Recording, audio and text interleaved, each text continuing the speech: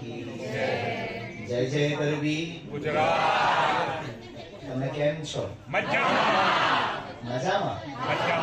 બધાનું મજામાં?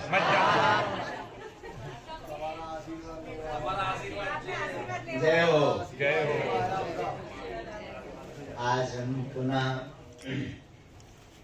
द्वारकानुनाथ की कृपा से, दादा सोमनाथ की कृपा से, संतों की भूमि, महापुरुषों की भूमि, पावन भूमि गुजरात के इस वडोदरा में हमारे बड़े ही प्रिय यतन जी और उनका पूरा परिवार बागेश्वर धाम का बड़ा भक्त है। तो उनके स्वभाव से और बालाजी के भाव से और राम जी के प्रभाव से हम एक बार फिर से आए।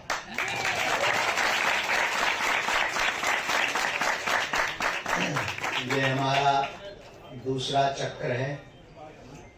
उसके बीच में यतन गए थे धाम, तो हमने कहा देखो जी हम कर्जा तो किसी का रखते नहीं, तुम आए तो हम भी आ जाएंगे। तो कल यहाँ एक बालाजी की प्राण प्रतिष्ठा है। उस प्राण प्रतिष्ठा में सुबह 8:30 बजे हमें दर्शन करने की आज्ञा लगी है। उस प्राण प्रतिष्ठा के निमित्त ही हम आए।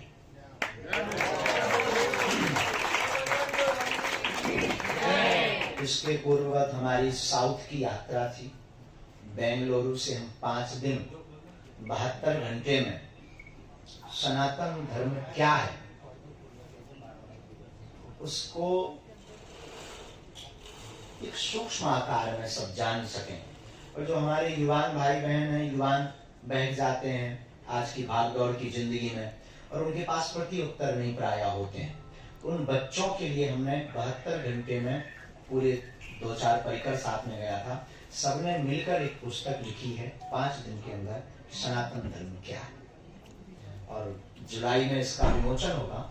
लेकिन उसके पूर्ववत हम आपको बता दें कि इस पुस्तक को पढ़ने के बाद कोई भी बालक को कोई भी धर्म विरोधी बुद्धू नहीं बना पाएगा। वो ताल ठोक कर कहेगा सनातन। वो लोग कहते सनातन क्या है, बहका देते ऐसा क्या है सनातन में।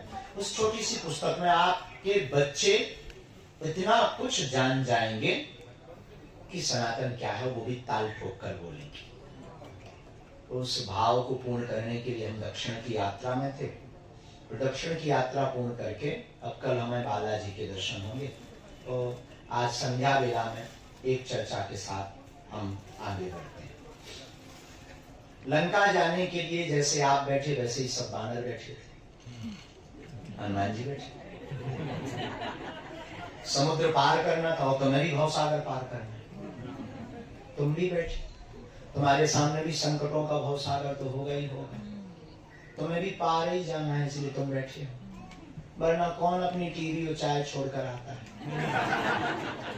तुम्हें भी निश्चित है टीवी और बीवी ये छोड़ता कौन? तो तुम्हें भी पार ही जाना होगा, इसलिए तुम भी चले आए कि चलो बाबा आया। हद हो गई, याद हो गए। अब देखो पार लगती कि नहीं, लग गए पार। जो खुद ही ना लगे तो दूसरों को तो बड़ी दिक्कत है। कोशिश करें। ऐसे ही जैसे आप बैठे ऐसे ही लंका जाने के लिए बानर बैठे, हनुमान जी बैठे, जामवंत, नल, नील, दधिमुख, केहज आदि आदि नामक बानर बैठे। सबने अपने अपने बल का प्रताप बतलाया कि हम पार तो चले जाएंगे। अंगद कहूं जाऊं मैं पारा, जी संशय कछु कीर्ति वारा।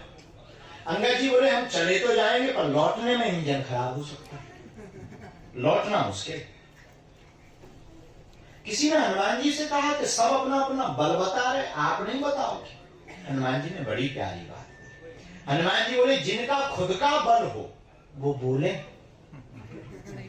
इधर खुद का कुछ है ही नहीं तो बोले क्या? और बात बहुत अनूठी यहां हनुमान जी ने कही। जो अपने बल पर भवसागर पार करने की बात करते हैं वो पार हो तो जाते हैं पर आने में बड़ा संशय होता है। लेकिन जो परमात्मा के बल पर जीता है वो पार भी हो जाता है और वापस भी आ जाता है।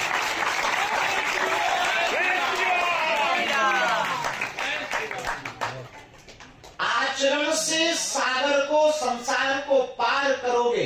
एक संत बहुत अच्छी बात बोलते थे, ये तुम्हारा अभिमान है कि तुम पार हो जाओगे, लेकिन ये तुम्हारा भय है कि तुम डूब जाओगे।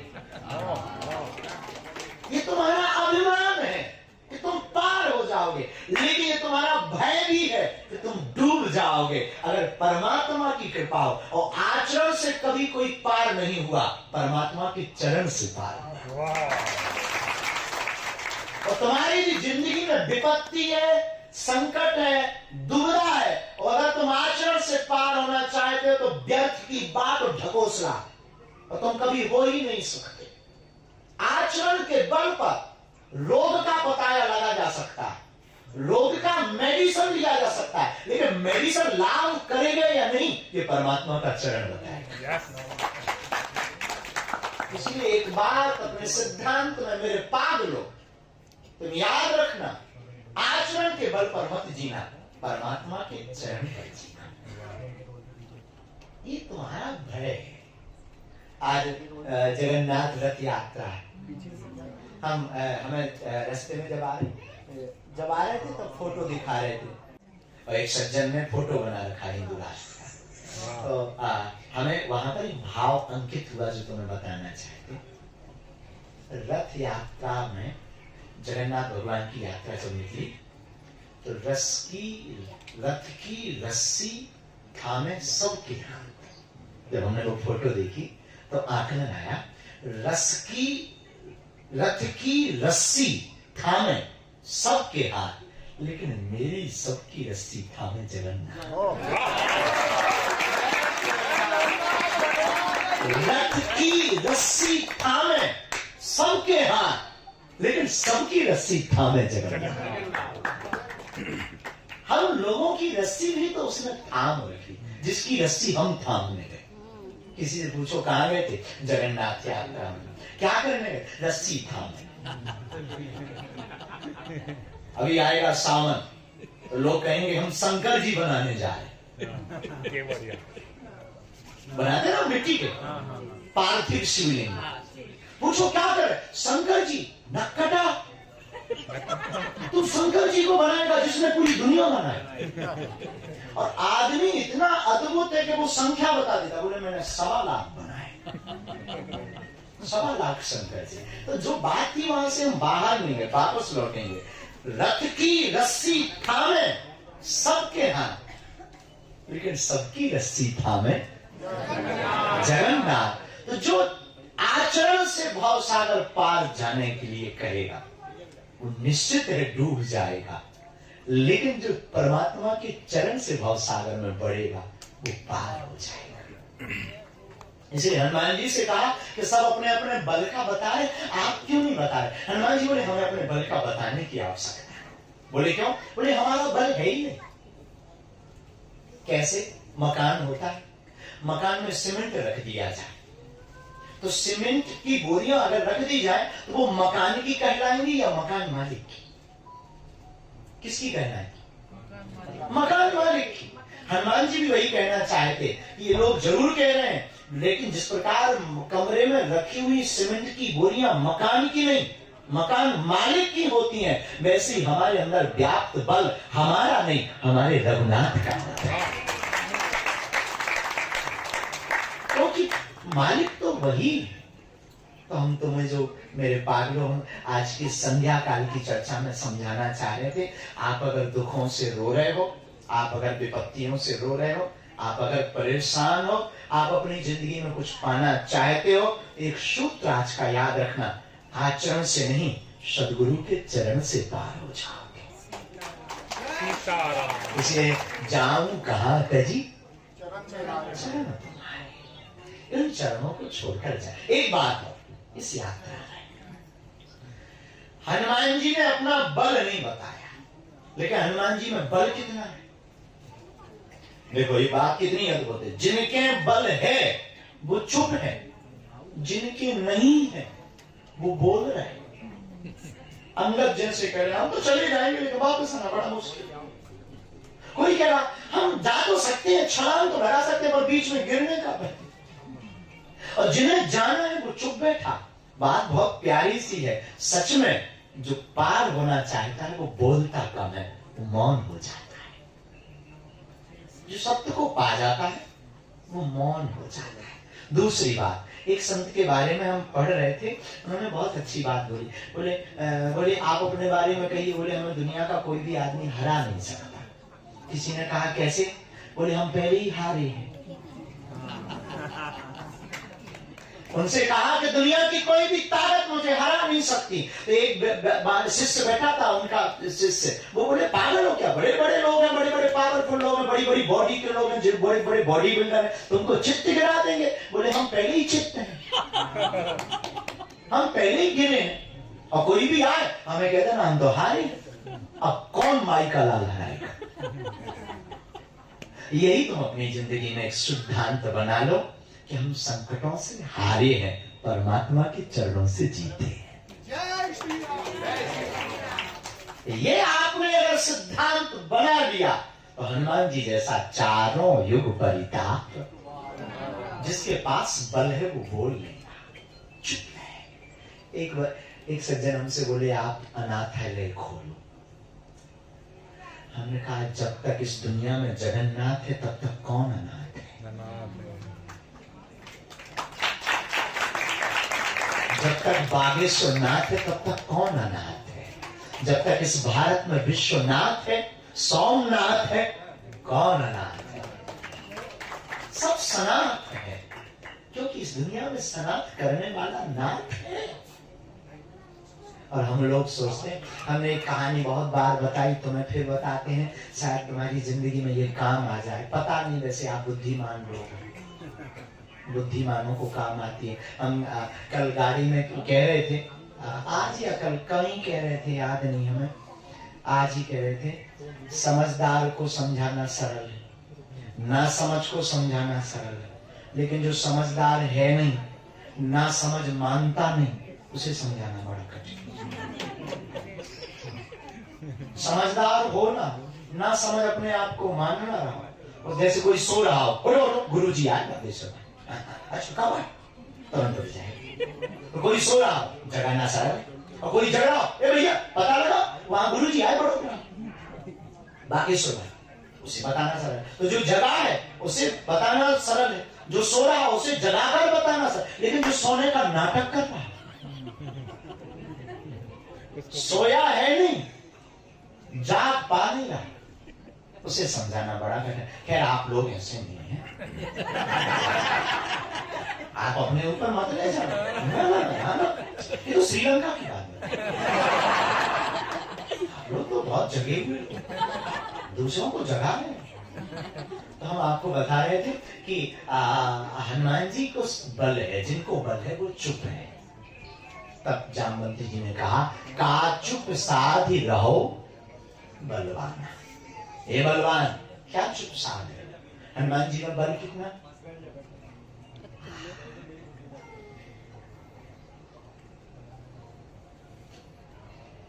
दस हाथियों बराबर जिसमें बल होता है उसको कहते हैं दिग्गज। 10 हाथियों बराबर जिसमें बल होता वो होता एक दिग्गज। और 10,000 दिग्गजों बराबर जिसमें बल होता वो होता है इंद्र का हाथी ऐरावत। 10,000 ऐरावत बराबर जिसमें बल होता है वो होता है इंद्र। 10,000 इंद्रों बराबर बल है जो, वो हनुमान जी की पूंछ के एक बाल है। अब आकलन करिए हनुमान जी कितने बलवान।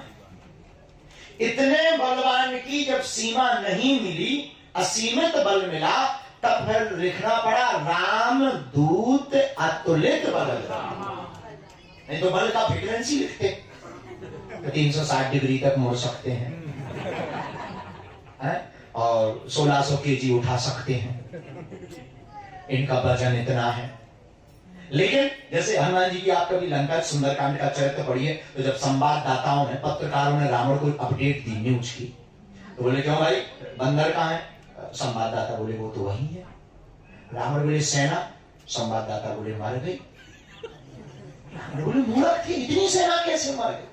संवाददाता बोले पागल हो आप, टिकना मुश्किल है सामने। रावण बोले मूर्ख थे जो सामने से गए, पीछे से जाते, आगे से क्यों गए? पीछे से, बैक साइड से हमला करते। संवाददाता बोले आगे वाले तो टिके ही गए, वो तो टिका ही नहीं पाए। बोले ऐसा क्या? बोले पूंछ। अच्छा पूंछ का एरिया फिक्स हो तो मत जाना भाई, दिस इज डेंजर एरिया। और वो घट जाए, बढ़ जाए तो हनुमान जी का बल अगर लिमिट हो तो लिखा ही जाएगा भाई 360 डिग्री में मत जाना। जब असीमित बल देखा तब लिखा राम दूत अतुलित बलधामम है वसैलाविदेहम धनुजवन कृशानु ज्ञानी नामाग्रगण्यम सकल गुण निधानम वानराणाम धीसम रघुपति प्रिय भक्तम वात जातम नमामि। इसलिए उनके अंदर अतुलनीय बल है। ऐसे अतुलनीय बल के धाम भी चुप बैठे। बात समझ गए? इतने अतुलनीय बल के धाम भी चुप बैठे। उनसे कहा तुम चुप क्यों हो? बोले हमारे अंदर जो बल है वो हमारा नहीं, जैसे सीमेंट हमारा नहीं है, मकान मालिक का है, उसी प्रकार ये बल हमारा नहीं, हमारे मालिक प्रभु श्री राम। और हम तुम्हें भी यही समझाना चाहते हैं। बात क्या, एक कुत्ता एक बैलगाड़ी जानते हो तुम? जानते ही होगा, कौन विदेशी हो? नहीं जानते तो कल देख लेना फोटो, ज्यादा नहीं तो हम बोला बनाएंगे सीने की। तो बैलगाड़ी होती, बैलगाड़ी के नीचे कुत्ता जा रहा था। अब ये मत पूछना कि वो बड़ोदरा का था। बैलगाड़ी के नीचे कुत्ता जा रहा था, कुत्ता की पूंछ बैलगाड़ी में स्पर्श थी, टच। कुत्ता को लग रहा था बारे हम बैलगाड़ी चला है, चलाने वाला कोई और था, बस वो तो पूंछ टच थी। उसको लग रहा था भारी हम बैलगाड़ी चला है। लेकिन आगे बढ़े, बैलगाड़ी के मालिक ने बैलगाड़ी में से बैल निकाल दिए, गाड़ी बची। और जैसी गाड़ी बची तो गाड़ी तो नीचे रखेगी क्योंकि बैल है नहीं, और नीचे रखी तो कुत्ता, चटनी बन गई। तब कुत्ता को समझ में आया ये तो था भ्रम। पहले कह रहे थे वाह रे हम, अब कह रहे ये है भ्रम, चलाने वाला तो कोई और है। उसी प्रकार हमारी जिंदगी को भी भ्रम हम है कि हम चला रहे, चलाने वाला परमात्मा। लेकिन हमने देखा 25-25 हजार करोड़ के लोग जब अकेले बचे ऐसे रोए जैसे स्त्री हो, लुगाइयों से कोई। हमने मन ही मन कहा ये 25 हजार की, इससे अच्छे तो हमारे गांव का 50 रुपया का दीनाराम ठीक है। 50 रुपए कमाता है दीनाराम, फिर भी मुस्कुराता है। ये 25 हजार के फिर भी ऐसे रो रहे। तो हमने उनसे एक ही बात समझी जो तुम्हें बताना था। जब व्यक्ति अपने को मालिक समझ लेता है, भाई कंपनी की चिंता किसको होती? नौकरों को तो होती नहीं। घाटे में जाएगी तो टेंशन किसकी? अच्छा फायदे में जाएगी तो प्रसन्नता किसको? नौकरों को तो कोई मतलब, तो नौकर तो अपनी वेतन टाइम पे लेंगे, झंझट खत्म। लेकिन चिंता मालिक को होती है। उसी प्रकार जिस प्रकार कंपनी की चिंता मालिक को होती, अगर हम अपनी मन की कंपनी को, अपने परमात्मा को मालिक बना दें तो हमारी चिंता हमारे सदगुरु की हो जाए। तो हम बता रहे थे, पूरी बात हुई नहीं, तो हम पहली बार मुंबई गए, सब लोग मिलने आए। एक फिल्मी दुनिया के एक्टर, जाने माने, नाम नहीं बताएंगे, मिलने आए। लोगों ने बताया, परिचय करें, उनका बहुत अच्छी बात है, ऐसी बात है, आना चाहिए। चाय पी उन्होंने, बड़ा स्टाइल में, एसी कम लगी तो एसी बढ़ाई दे, तुरंत पसीना आ गया उन्हें। उनका बड़ी अद्भुत बात है, एसी बढ़ाई दे। थोड़ी देर में वो बोले हमने सुना आप पर्चा बनाते हो। हमने कहा हमने भी यही सुना। हमें ख्याल नहीं था कि ये भी जवाब मिलेगा। बोले हमने सुना आप पर्चा बनाते हो। हमने कहा हमने भी यही सुना के बनाते हैं अभी। हाँ, वो फिर अच्छा, फिर उनकी टोन बदल गई। टोन जो शब्द का लहजा था वो बड़ा तार्किक था, कुतर्की। तार्किक भी नहीं करेंगे, कुतर्की लहजा। बोले आप हमारा ऐसा पर्चा लिखिए कि जो कभी कटे ना, मिथ्या ना, तार्किक पर्चा। हम भी समझ गए कि पहुंचे हुए लोग समझने में क्या देरी? हमने कहा पेन तुम्हारा, कागज तुम्हारा, लिखना हमारा होगा। हमने कागज उन्होंने दिया, पेन दिया, हमने पर्चा लिखा। और जो पर्चा लिखा उस वो दिन है कि आज का दिन है, आज तक हमारे वो शिष्य हैं, खैर हैं बालाजी के। पर्चे पर उन्होंने कहा था कि ऐसा लिखना जो बात कभी कटे ना। हमने लिखा तो मृत्यु तय है, तुम्हारे बाप में दम हो तो काट के बताओ।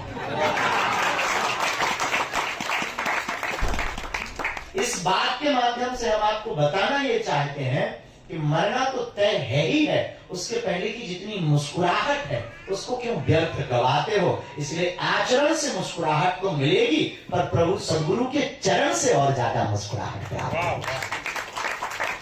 तो जय जय जय कृपा करो। अगर हनुमान जी को गुरुदेव बना लिया जाएगा तो उनके चरणों में बैठ करके, और हनुमान जी कोई सच्चा सद्गुरु जीवन में आ जाता है। देखो जिस प्रकार बसंत आता है तो प्रकृति मुस्कुराती है, लेकिन जिंदगी में जब कोई संत आता है तो संस्कृति मुस्कुराती है। बसंत के आने पर जिस प्रकार प्रकृति हरी भरी हो जाती, वैसे संत के आने पर हमारे अंदर की संस्कृति हरी भरी हो जाती है। और हनुमान जी के लिए कोई हमसे पूछे तो साधु संत के, हनुमान जी संत भी हैं और रखवारे भी हैं और सदगुरु भी हैं, तो जाऊं कहां तजी? हनुमान जी के चरणों को छोड़कर जाए कहां? ऐसे हनुमान जी के चरणों के दास आप बनो। हनुमान जी का दास कभी ना रहे उदास, प्रभु चरणों के रहे सदा पास, और राम जी का हो जाए खास। इसलिए हनुमान जी के चरणों के दास बनो। यही संध्या वेला पर हमारे पास गुरु कृपा से आज का भाव था, जो हमने आपको सिया राम सब जग जानी करो प्रणाम जोर जो पानी श्री सीताराम ने ऐलान कर दिया है। अब देखो हमें लगी भूख, हम सीधी बात बता दें, क्योंकि हम तो चले आए यात्रा के, उड़ते आए 4 घंटा, तो हम थे बताएंगे नहीं कहाँ थे लेकिन तो कभी बताएंगे, फिर जहाँ पुस्तक लिखी उसका विवरण बताएंगे कभी। तो हम वहाँ यात्रा से चले आए, दोनों हाथों की मुट्ठी बांध लो, हम सबकी सामूहिक अर्जी लगा देते हैं। और बागेश्वर धाम के लिए समय मिले तो कभी दर्शन करने आना, सामूहिक अर्जी यहीं से लगा देते हैं। बालाजी सब पर कृपा करें, जो जो मनोरथ लेकर आए हो वो पूर्ण हो जाए, ऐसा आशीर्वाद है। और आप सब पर भगवान बागेश्वर बालाजी की कृपा हो जाए, खूब भक्ति बनी रहे, खूब प्रसन्नता बनी रहे, और सदा उनके चरण शरण में बने रहो। देखो प्रचार से एक समस्या का समाधान होगा, लेकिन हनुमान जी की चर्चा से प्रत्येक समस्या का समाधान होगा। तो उनके चरणों से जुड़ो। बागेश्वर बालाजी स्वयंभू हनुमान जी हैं, हमारे सन्यासी बाबा बहुत ही अद्भुत हैं। तो उन सन्यासी बाबा और बालाजी का प्रणाम करो। मन ही मन हम सामूहिक अर्जी लगाएं। हे सन्यासी बाबा, हे कलयुग के राजा, हम पर कृपा करो, हम पर दया करो, हमारी अर्जी सुनो। हे बागेश्वर बालाजी, हे सन्यासी बाबा, आजीवन पर्यंत आपके चरणों से, आपके धाम से, आपके दरबार से हम जुड़े रहेंगे, हम आते रहेंगे, परंतु हमारी अर्जी सुनो, हमारी अर्जी सुनो। मणि मन बालाजी को पुनः प्रणाम कीजिए, सद्गुरु सन्यासी बाबा को प्रणाम करिए।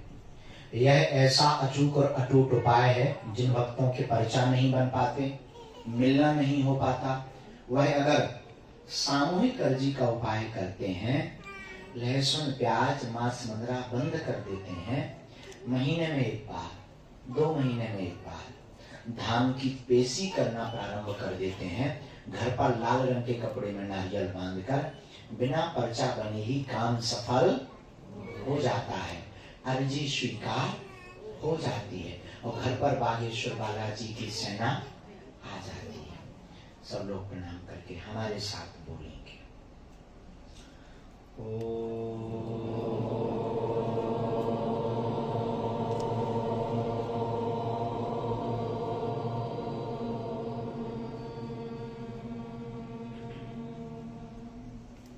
बागेश्वराय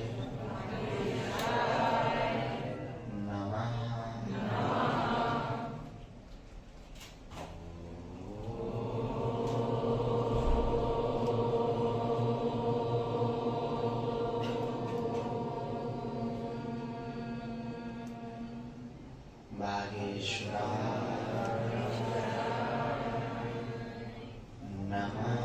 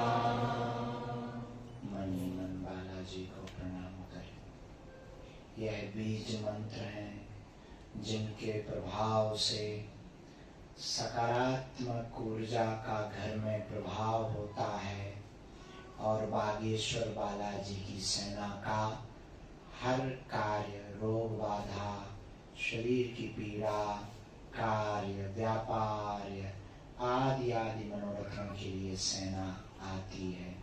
जो भी अर्जी लेकर आप दरबार में आए थे, किसी कारण बस पर्चा नहीं बना, आप सामूहिक अर्जी को 3 बार मन ही मन में बोलकर लगा दें, धाम की पेशी प्रारंभ कर दें।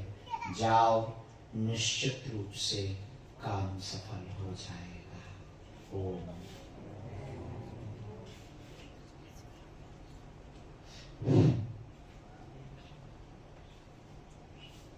ओम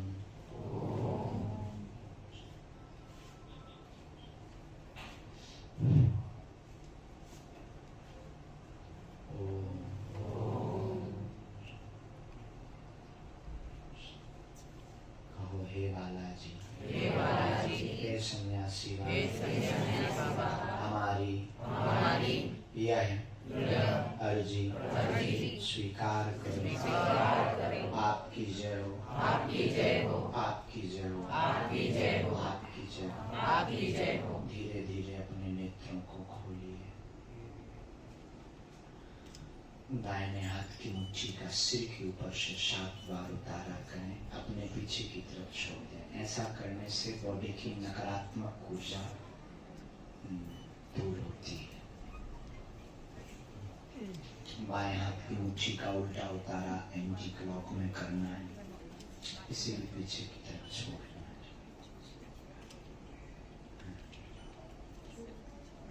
दोनों हाथों को आपस में घर्षण करके मलें।